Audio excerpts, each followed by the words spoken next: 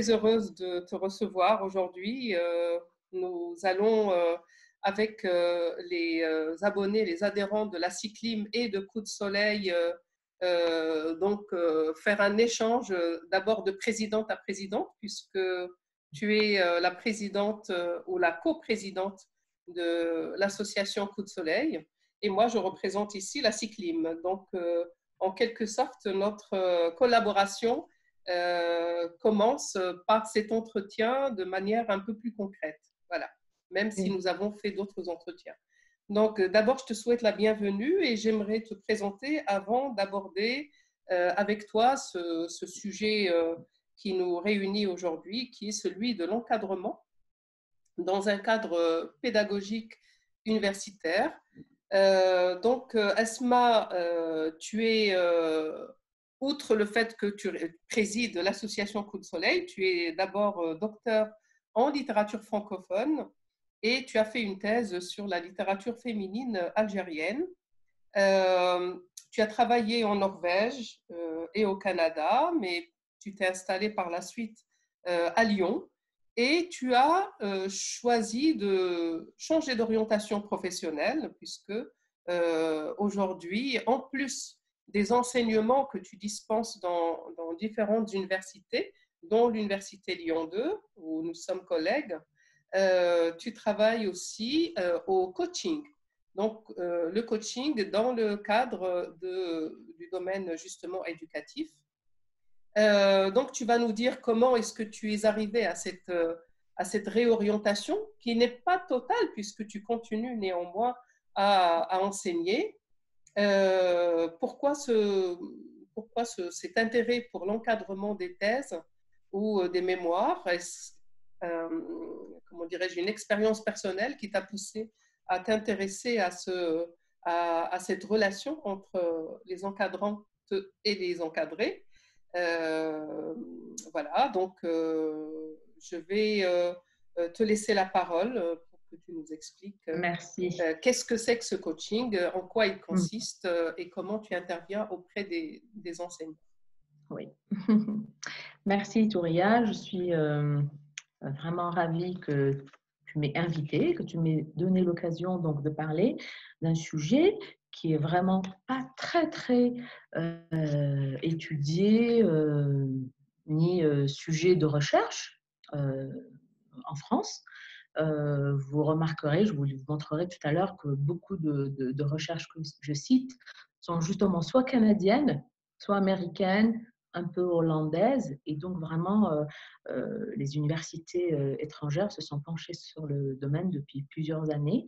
Et en France, je pense que ça commence un peu depuis quelque temps, même si ce n'est pas encore vraiment un objet de recherche et d'étude. Et justement, je pense que mon intérêt vient de ce fait-là.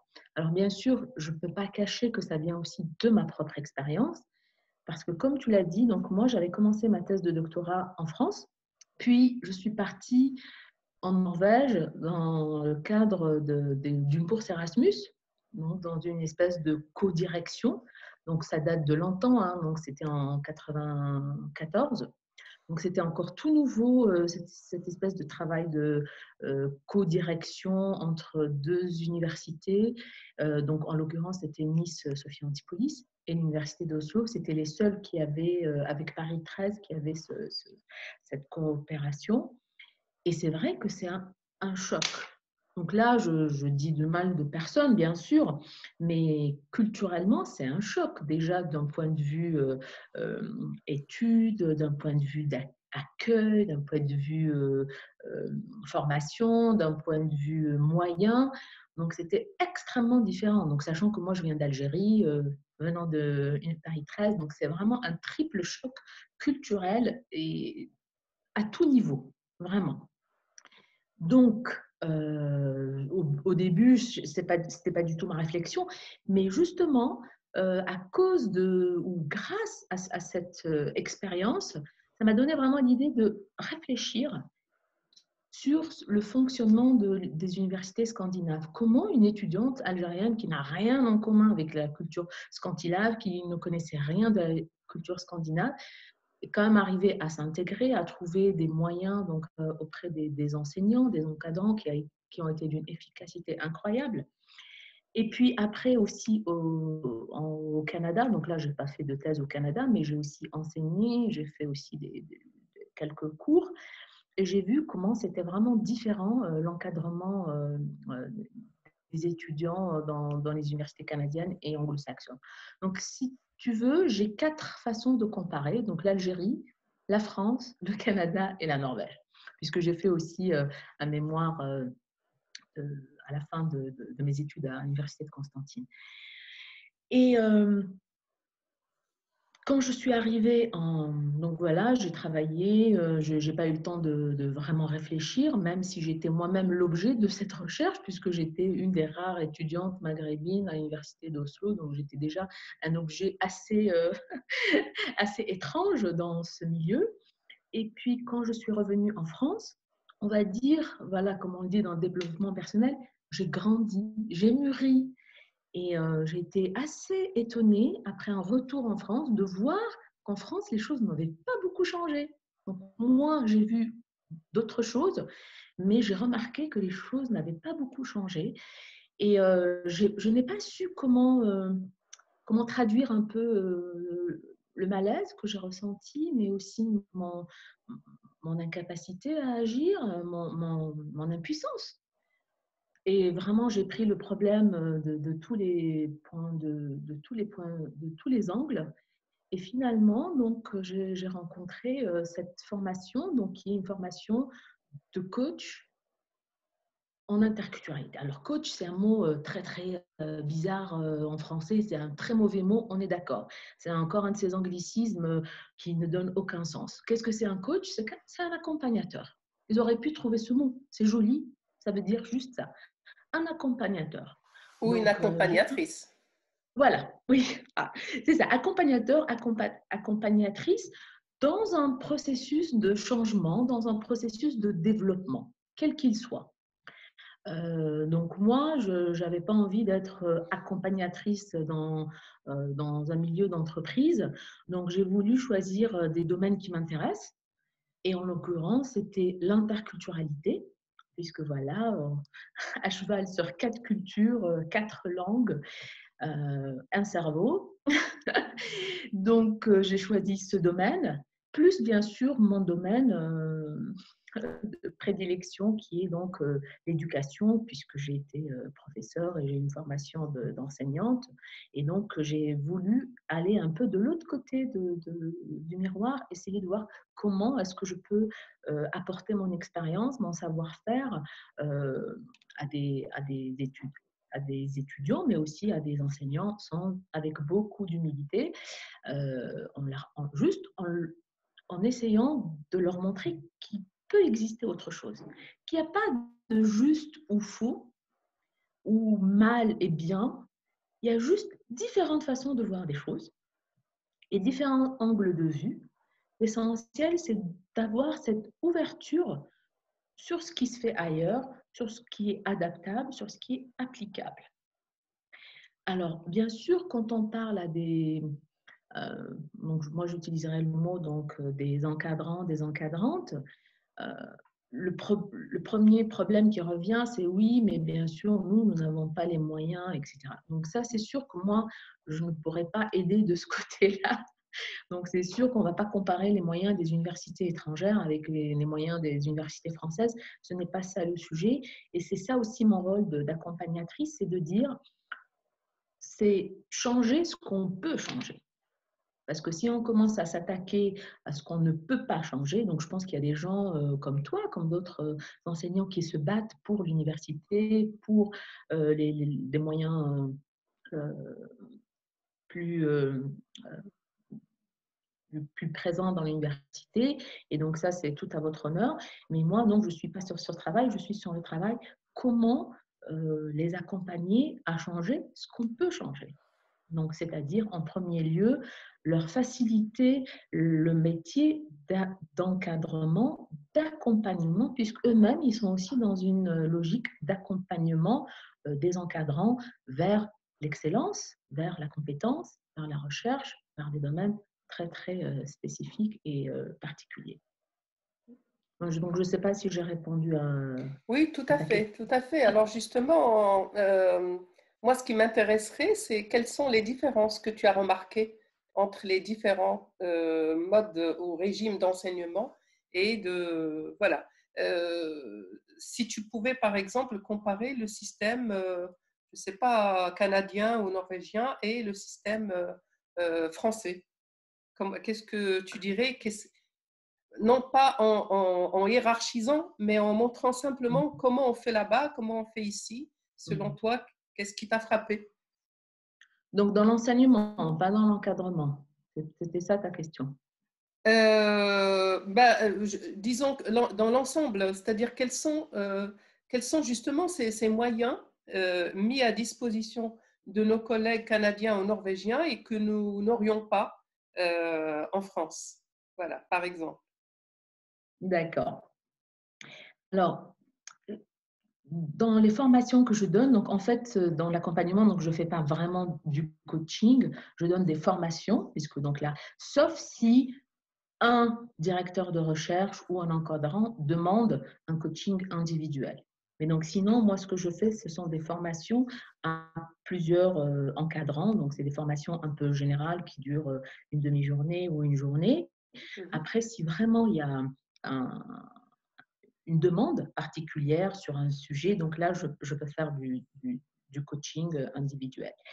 Alors, je ne veux pas parler particulièrement de moi, mais puisque moi, j'ai vécu ça de l'intérieur, et c'est quelque chose que je dis souvent aux, aux encadrants et aux encadrantes, l'encadrant fait toujours de son mieux pour aider, pour accompagner le doctorant. Ça, je veux dire, je n'en doute pas, je ne suis pas là pour dire le contraire. On le sait avec tous les problèmes et le manque de temps, etc. Le souci qui se pose, c'est que cet encadrant, il fait comme on a fait avec lui précédemment. Puisque c'est ça qui est extraordinaire, c'est que on fait un métier, donc vous faites un métier, donc vous les encadrants et les encadrants, vous faites un métier qui n'est pas vraiment reconnu comme un métier. Puisque vous, votre métier, c'est la recherche, c'est l'enseignement. Vous avez des compétences extraordinaires dans ces domaines-là.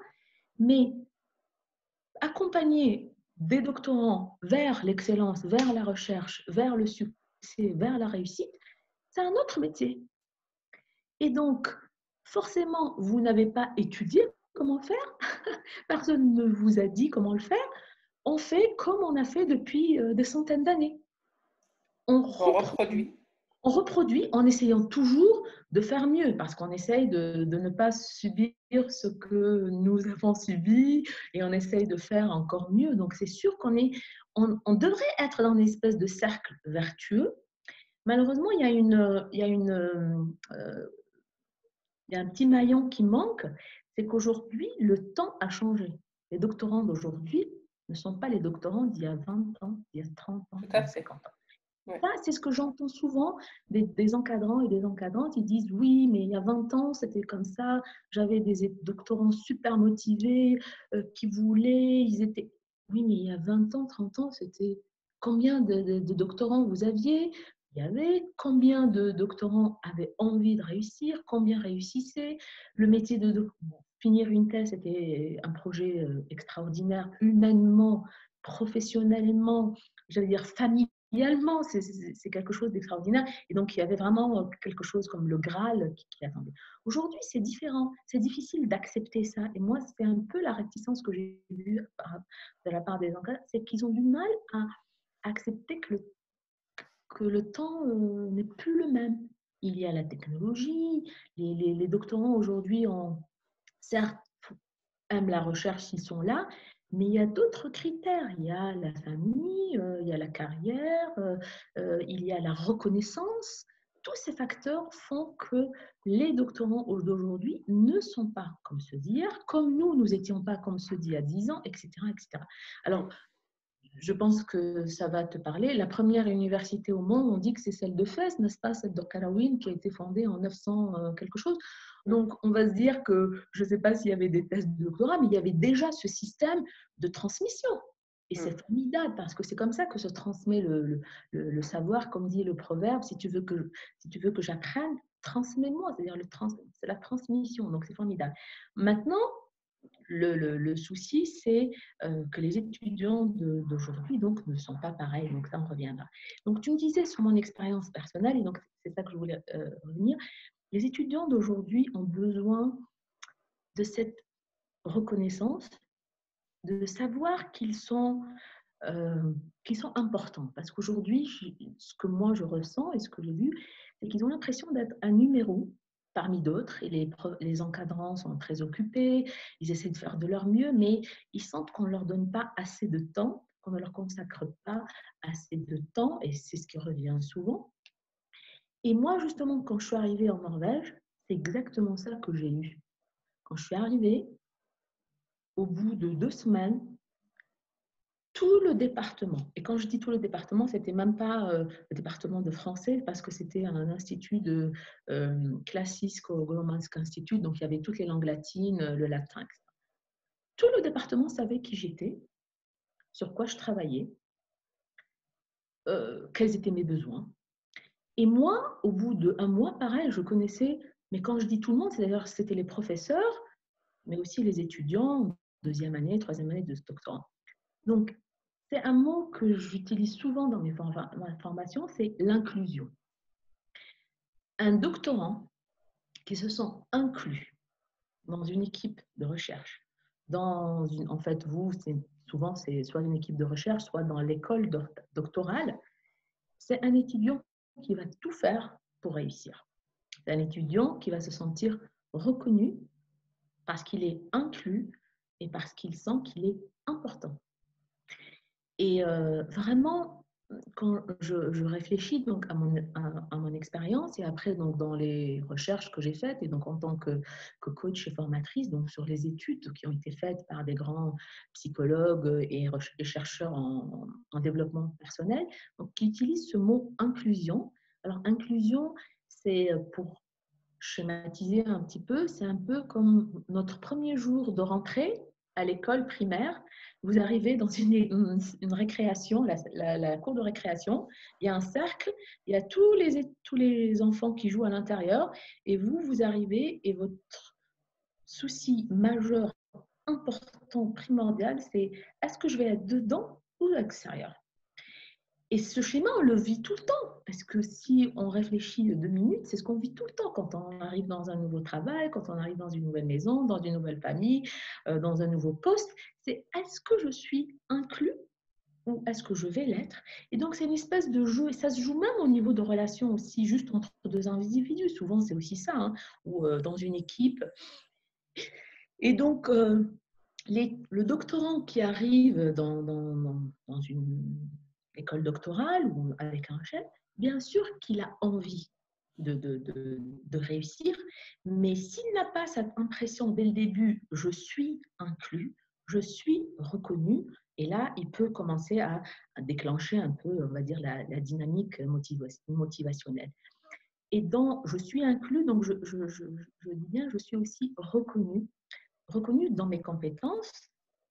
Ça aussi, c'est important, même si je suis un premier étudiant de doctorat et que je n'ai pas beaucoup de compétences. Et ça, moi, je l'ai vécu parce que comme tout le monde savait sur quoi je travaillais et qui j'étais, donc souvent, même la plus grande professeure de l'Institut, qui est le dieu de l'Institut, peut venir me dire mais Asma, toi qui es algérienne, je me demandais sur Camus, par exemple, je donne un exemple tout banal, et vraiment, ça fonctionnait tout le temps comme ça. Des étudiants de troisième année venaient me poser des questions. Et donc, moi aussi, j'ai pris cette habitude donc, d'échanger avec eux parce que je ne connaissais pas la culture, je ne connaissais pas la littérature norvégienne, rien du tout. Donc, sentir qu'on est important, qu'on est inclus et qu'on est aussi reconnu, même si je n'avais pas des compétences particulières, mais on me demandait mon avis, on échangeait. Et donc, vraiment, ça a duré tout le temps où j'ai écrit la thèse, ça a été comme ça. Il y avait ces échanges entre je te dis, il y avait aussi le département d'arabe. J'avais de très bonnes relations avec la directrice du département d'arabe qui travaillait sur Boujedra, qui venait me parler. Moi, j'allais lui parler, qui faisait de la traduction. Donc, il y avait tout le temps des relations et ça m'a vraiment… après, on crée une relation, ils me font confiance, je ne les déçois pas et eux, dans le même sens, euh, elle est parmi nous, donc on a envie de l'aider pour l'accompagner vers la réussite. Donc voilà, et quand je suis arrivée en France, ben, j'ai remarqué que c'était pas vraiment ça ne fonctionnait pas comme ça. Il y avait aussi le système qu'on appelle un peu les mentors, les body, ou c'est-à-dire les étudiants de troisième année, de cinquième année, accompagnent. Mais vraiment, je sais que parfois en France, on fait ça, mais eux là-bas, ils prennent ça vraiment à cœur, ils accompagnent vraiment. Il y a des réunions, on, encore une fois, la transmission. Je transmets ce que moi, parce que moi, j'ai été à ta place il y a 2 ans ou à peine. Donc, il y a ce système vraiment de, de, de travail entre des étudiants de niveaux différents et parfois même d'instituts différents. Donc, vraiment, cette interdisciplinarité était extrêmement, extrêmement importante pour moi. Après, c'est vrai que le fait ne pas être très nombreux, donc je me souviens plus, on devait être peut-être 12 doctorants dans tout l'institut, donc c'est sûr Ah que oui, ça donne… d'accord, oui. Oui, ça Oui, change. on est d'accord, Oui, exactement. Donc, d'accord. c'est pas du tout la même chose. Donc, il y a vraiment un accompagnement et c'est ce que j'essaie de dire parfois aux encadrants, c'est parfois faire sentir que c'est toute l'équipe qui porte l'étudiant. C'est pas juste le travail parce que c'est Hmm. aussi ça, ça, ça aide aussi ou ça enlève un peu de charge au directeur de recherche s'il est tout seul. Imagine s'ils savent que voilà, ils sont plusieurs, chacun lui donne un petit peu de soi. Ça fait quand même, ça crée une espèce de dynamique qui est vraiment productive. Donc, je ne sais pas Écoute, si je… Asma, moi j'aimerais bien t'inviter un jour dans un échange avec les collègues et les doctorants et doctorantes, justement, parce que je crois que même en France, ça commence à changer, même en France. C'est-à-dire Ah oui, oui. qu'on commence à… Alors, ça n'a pas l'air d'être quelque chose de spontané, mais aujourd'hui, par exemple, on nous demande, et ça vient, comment dirais-je, ce sont des directives de nos instances, on nous demande d'inclure les doctorants dans tous les, comment dirais-je, les axes de recherche. Par exemple, s'il y a une journée d'études, on nous incite à inclure les chercheurs, les jeunes chercheurs ou chercheuses, donc les doctorants, à être co-organisateurs, tu vois, à co-organiser Oui. les journées d'études ou à même proposer des séminaires pour les jeunes.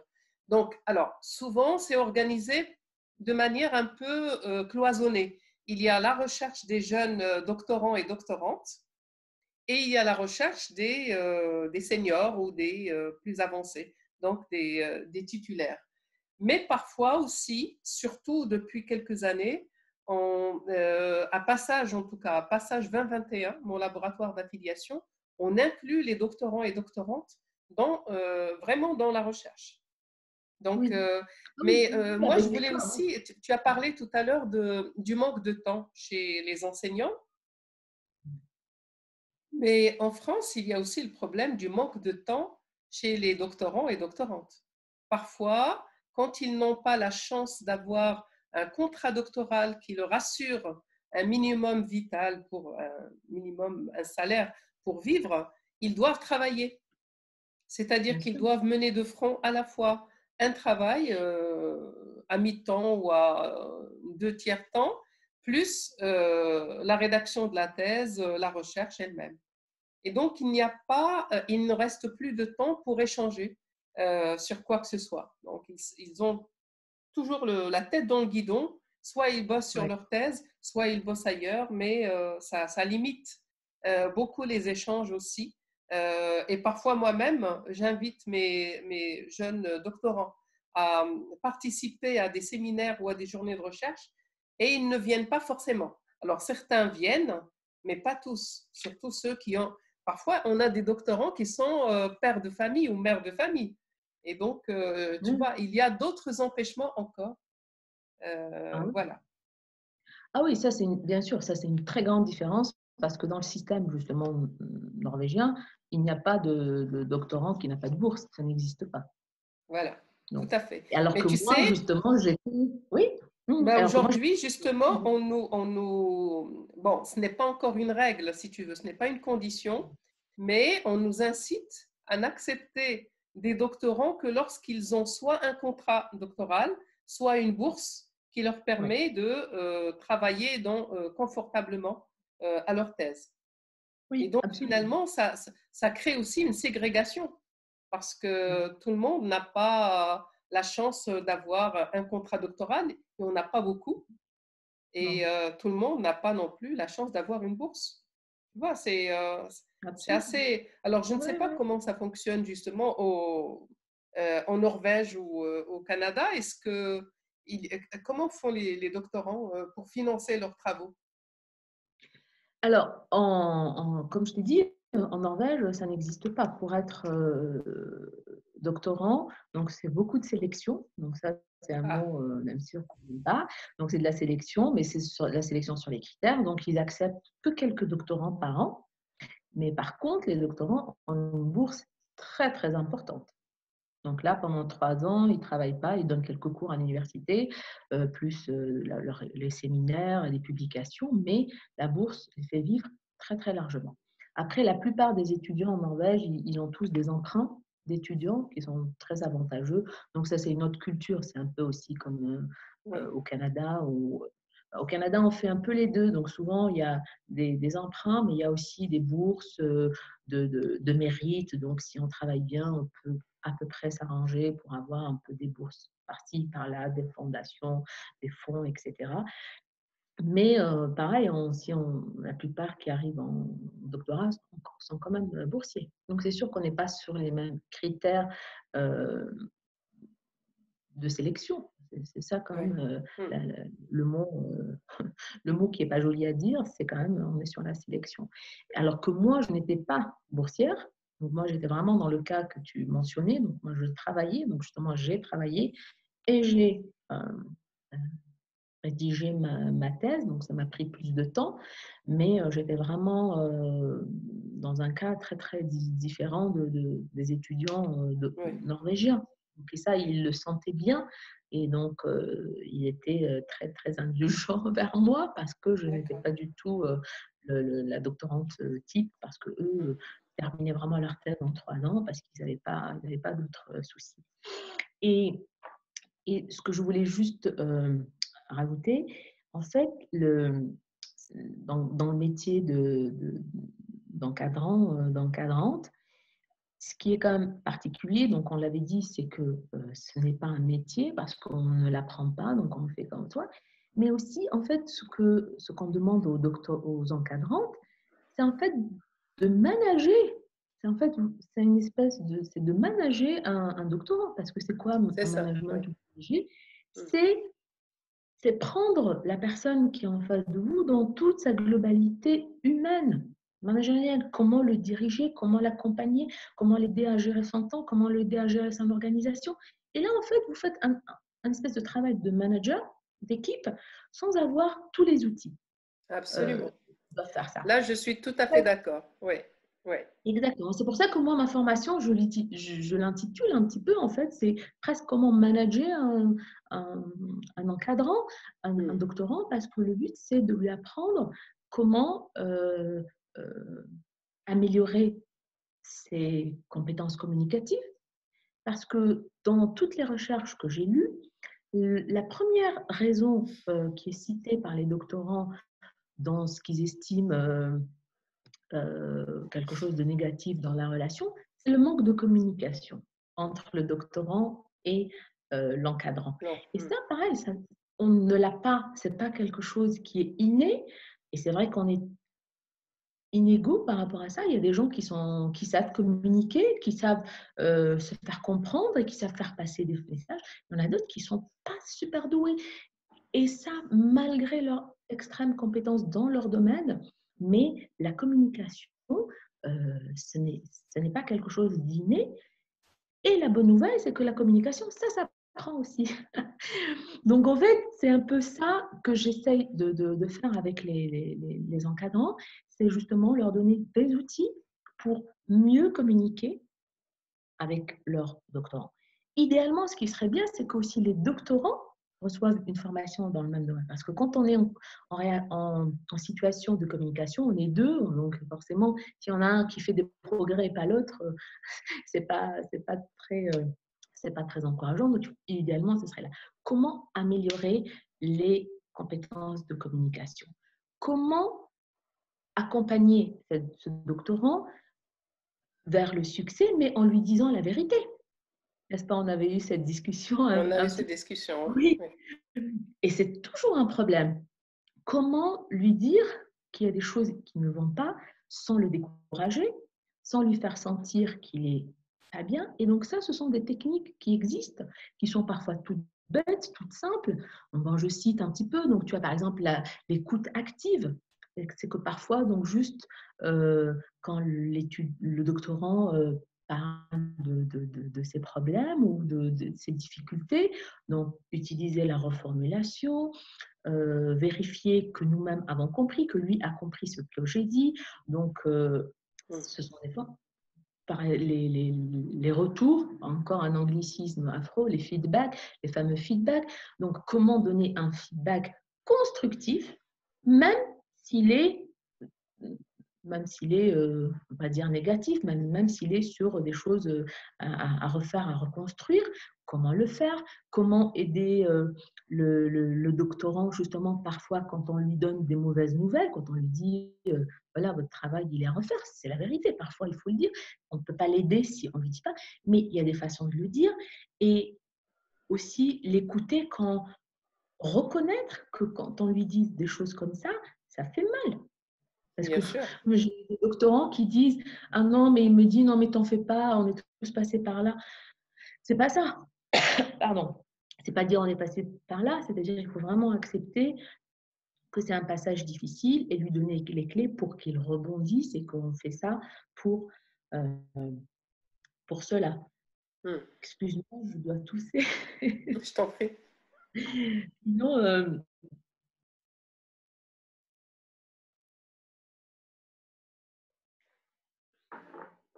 Je couperai ça après.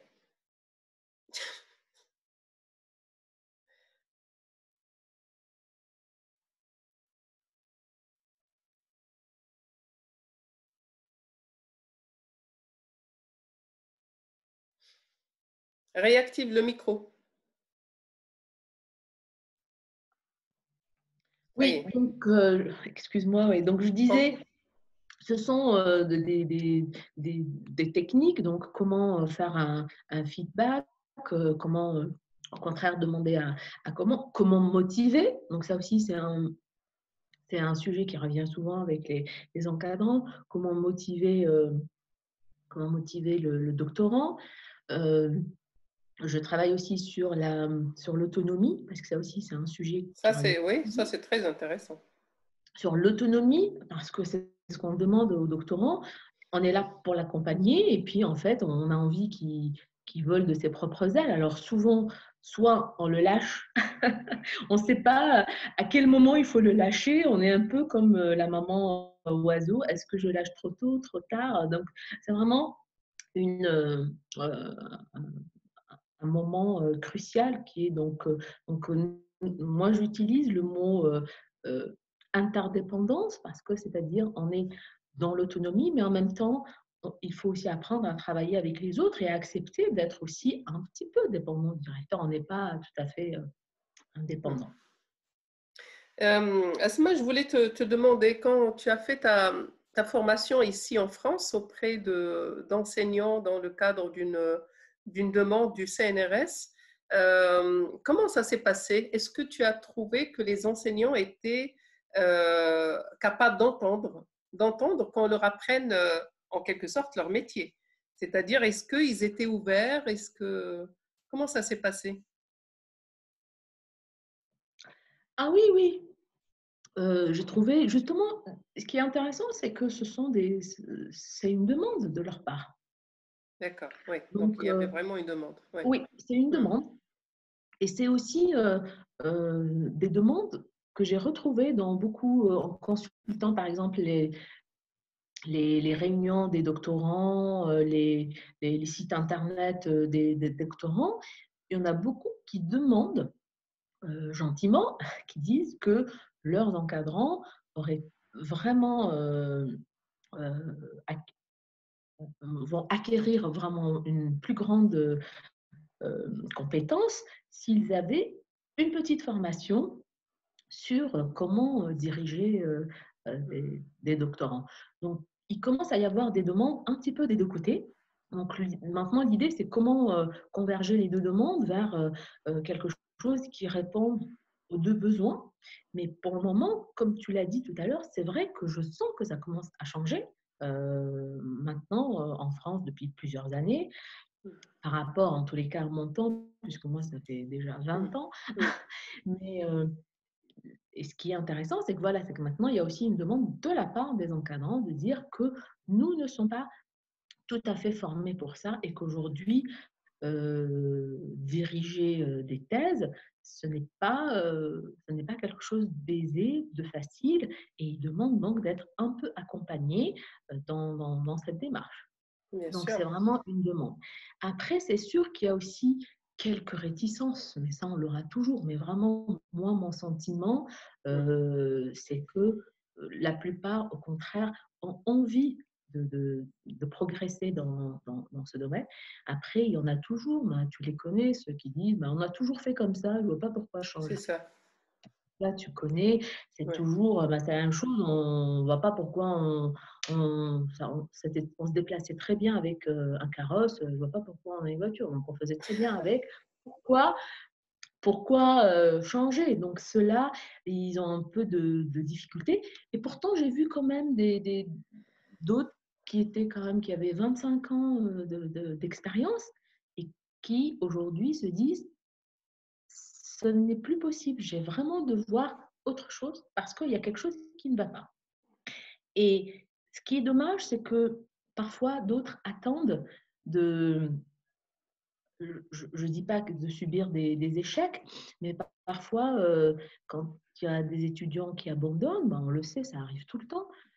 Ben ça, c'est quand même dur aussi pour les encadrants Oui. parce qu'ils prennent pas, et donc ils prennent ça comme un échec Personnel. personnel, alors que ça ne devrait pas du tout être dans ça. Mais donc, c'est pour ça qu'ils ont aussi besoin d'être accompagnés, parce qu'on a besoin aussi de leur dire que ce n'est pas de leur faute, ce n'est pas une question de responsabilité ou de culpabilité, c'est tout un système qui est à faire progresser et à changer, donc ce n'est pas un responsable ou un coupable, et parfois, même si on a fait tout ce qu'on a fait, mais j'ai quand même entendu des gens pour qui c'était assez dur. Ce que j'ai souvent aussi entendu, c'est aussi parfois quand il y a sur une thèse plusieurs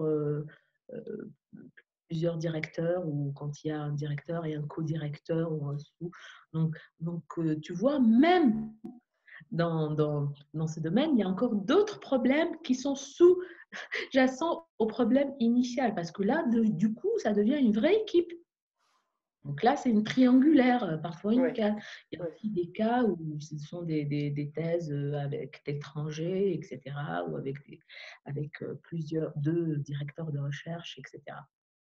Mm. Donc, non, je pense qu'il y a une demande, et c'est ça qui est intéressant. Après, je pense que souvent, les universités, c'est aussi une question de priorité. Donc, ils disent, ah non, mais bon, si je dois choisir entre une formation sur, on va dire, la méthodologie, les méthodes scientifiques, etc., ils vont privilégier. C'est toujours comme ça. C'est la même chose dans les entreprises.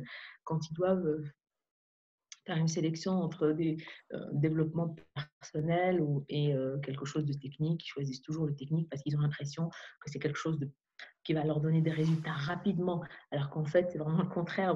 Moi, je leur dis toujours ce que vous ne résolvez pas aujourd'hui, vous le traînez juste pendant encore plusieurs années, et puis un Pendant jour, vous toute, allez... oui, Voilà, toute la carrière. Mm. exactement. Oui, Donc, mais je crois qu'il y a aussi un autre problème, c'est que personnellement, si je ne t'avais pas connu, je n'aurais jamais su que ce genre de formation existe. Tu vois? C'est-à-dire oui, que ce n'est pas encore si fréquent que ça de rencontrer des formations qui sont proposées comme ça. à des enseignants qui sont déjà en place. En quelque sorte, c'est une formation de formateur.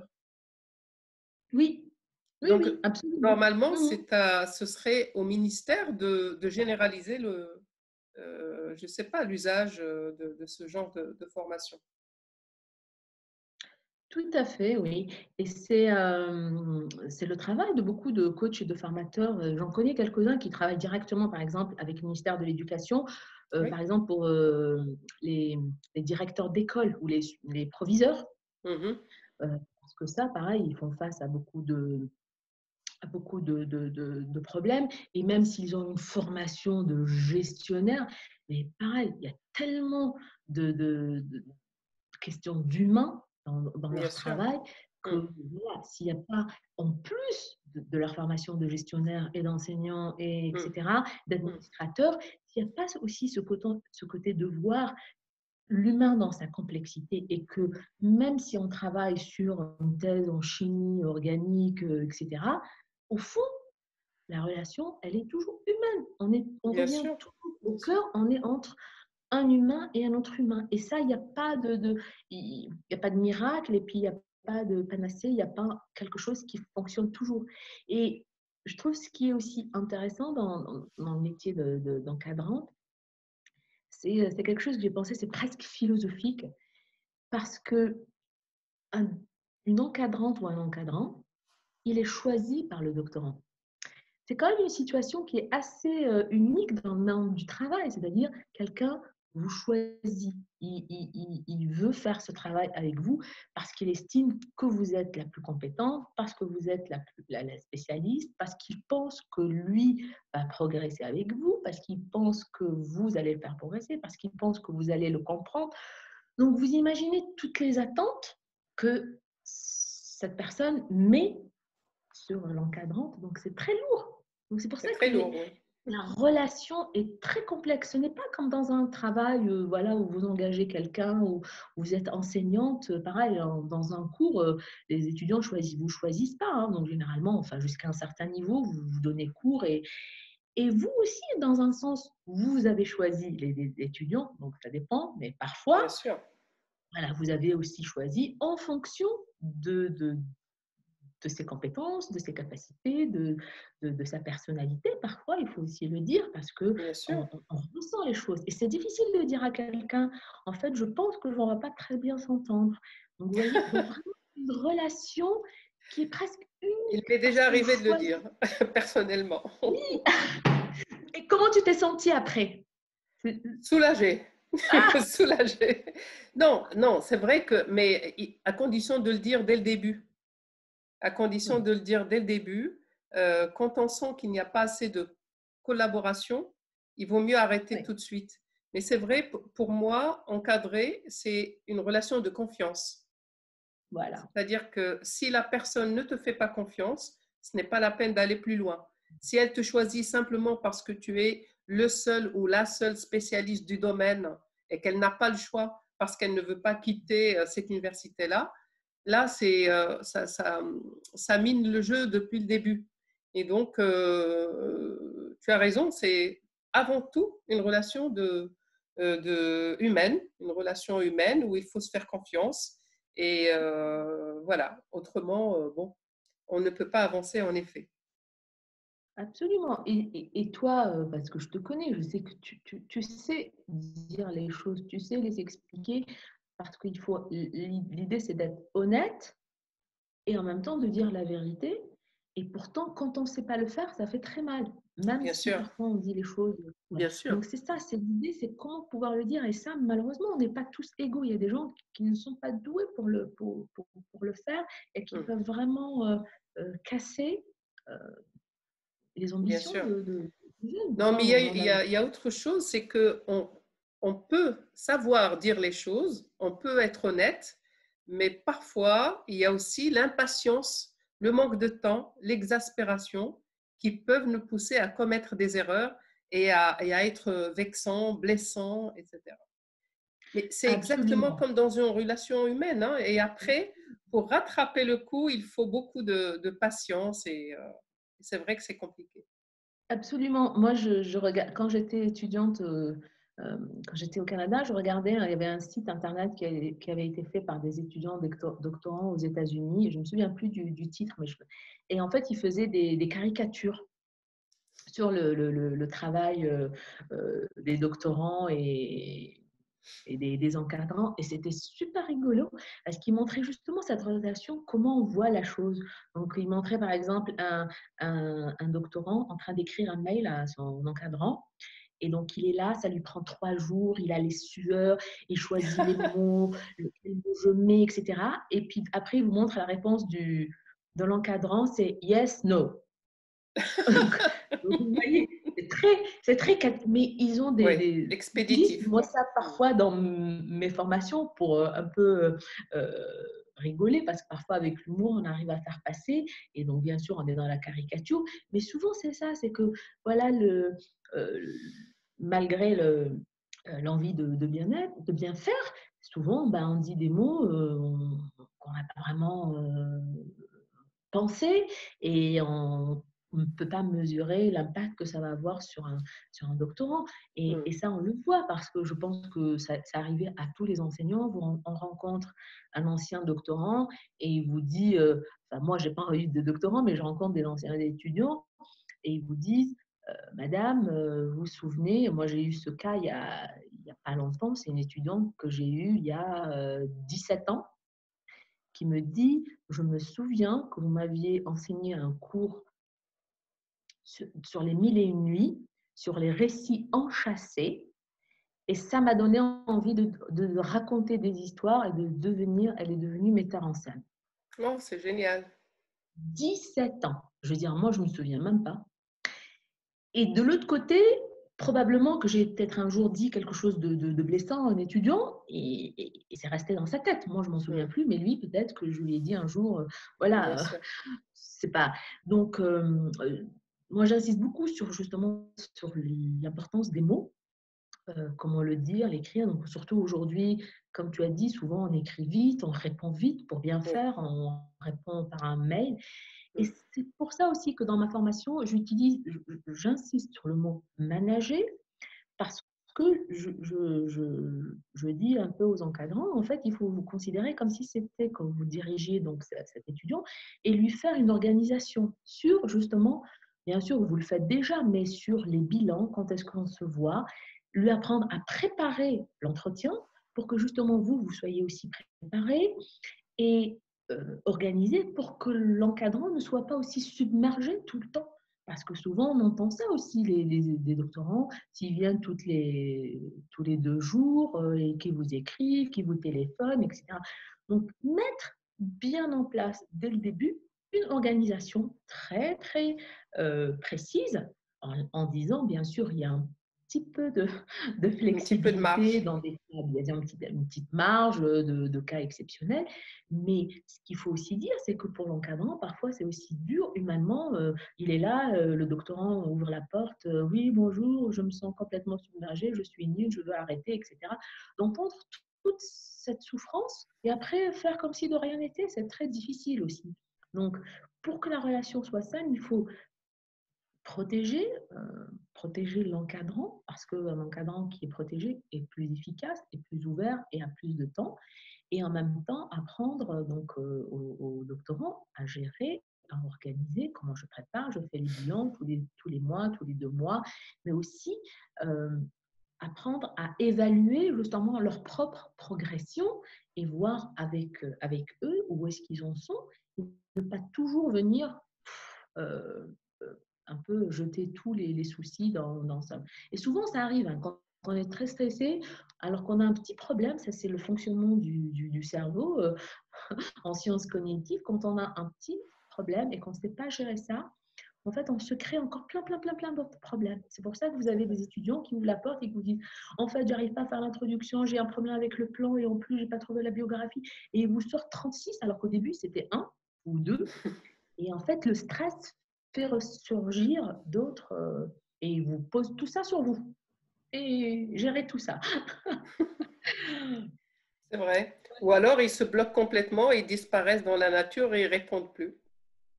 Oui, ouais. Ça Ça aussi, aussi, oui. c'est… Ouais. Non, non, mais c'est vrai que c'est extrêmement compliqué, en effet. Mais une dernière question, parce qu'on n'a plus que 5 Oui. minutes d'échange, ça passe très vite, mais c'est vraiment passionnant. Combien de temps faut-il pour former, pour accompagner des encadrants, des encadrantes? Combien de séances tu prévois? Moi, pour le moment, je fais des formations d'une journée. Après, on peut aussi, en fonction des demandes spécifiques, après insister plus sur un, un domaine. Par exemple, si après ils veulent voir un peu plus en détail, par exemple, la motivation, donc on peut rajouter une autre demi-journée. Mais déjà, une journée, moi je trouve que c'est déjà, ça ne va pas résoudre tous les problèmes, mais c'est déjà la prise de conscience qui est Hmm, très importante. Moi, hmm, je dis toujours, une fois qu'on a déjà pris conscience de différentes façons de faire, et qu'on n'est pas dans juste faux, mais que c'est juste, voilà, il y a d'autres façons de le faire, d'autres façons de voir, et qu'il y a des outils, c'est pas je suis comme ça et je ne vais pas changer, ou on a toujours fait comme ça, mais qu'on peut changer un petit peu. Je ne dis pas que la formation va changer tout, mais déjà le fait qu'il y ait juste une prise de conscience hmm. et une volonté, une volonté, une demande de changement, et déjà ça, on a avancé de 40%. Après, je suis quand même face à des gens qui ont des compétences intellectuelles illimitées. Donc après, on peut vraiment, ça ouvre l'esprit. Moi, vraiment, j'étais étonnée quand j'ai commencé à faire cette recherche. J'ai découvert beaucoup d'autres choses Hmm. sur justement comment encadrer les demandes, sur le développement personnel, sur les sciences cognitives, sur la communication, etc. Donc après, on peut vraiment, en fonction de son caractère, parce que ça aussi, c'est très important, en fait. Hmm. Comme on a dit, on est dans une relation humaine. Donc après, c'est vraiment en fonction de soi. Si Hmm. nous, euh, on n'est pas dans la caricature des personnalités, mais bien sûr, il y a des encadrants qui sont très directifs. Il y en a qui sont plus dans la participative. Donc ça aussi, c'est des choses, si on n'est pas conscient juste de son mode de fonctionnement, c'est très compliqué après d'avoir des exigences envers le doctorant sur son mode de fonctionnement. Déjà connaître comment, moi, donc ça, on peut faire, moi je fais ça, je fais comme des petits tests. Donc c'est pas des tests scientifiques reconnus, mais ce sont des méthodes de travail pour savoir en fait, comment moi je fonctionne. Est-ce que je suis plus directive, plus participative? Et en fait, ça nous permet de voir où est-ce que ça va vraiment, où va avoir lieu le problème avec Oui. l'étudiant. Parce que si moi je suis très directive et que lui, il est aussi très directif, on sait que ça ne va pas vraiment fonctionner. Si par Hmm. contre c'est quelqu'un qui a besoin d'être dirigé, parce que ça aussi, il faut reconnaître que c'est en fonction des personnalités, il y a des étudiants qui ont envie, qui ont besoin de ça et qui sont en Oui. demande Oui. d'être dirigés. C'est vrai. Donc, et il y a des encadrants qui n'aiment pas du tout ce genre d'étudiants. Et donc, ça peut vraiment clasher. Et donc, si on n'est pas conscient de son mode de fonctionnement, et aussi, ce qui est important, c'est de partager ça avec l'étudiant, que lui aussi prenne conscience de son mode de fonctionnement. Donc, ce n'est pas Oui. une tare, ce n'est pas énorme, mais donc dire, voilà, vous voyez, vous êtes plus en demande de directives. Donc, voilà, donc c'est peut-être ça, et votre axe de développement. C'est d'essayer d'arriver à être plus dans le délégatif ou dans le participatif, etc. Donc vraiment, Hmm. Hmm. ça dépend. Et c'est pour ça que vraiment une journée pour prendre conscience et pour avoir des petits outils, parce que ça aussi, c'est quand on est formatrice, c'est souvent ça. Les gens vous disent, moi j'ai une journée, donc à la fin, je veux des outils que je veux utiliser, que je veux tout de Hmm. suite Hmm. et donc voilà, l'idée c'est aussi d'avoir des petits outils qu'on peut utiliser déjà au quotidien et après faire une évaluation, de dire voilà, moi j'ai essayé, voilà ce qui fonctionne, ce qui ne fonctionne pas, comment je peux améliorer ça et puis aussi reconnaître qu'il y a des choses que je ne peux pas améliorer et voilà, voir comment juste pouvoir travailler en harmonie sans conflit avec les autres. Hmm. Merci beaucoup. C'était passionnant et moi je vais demander.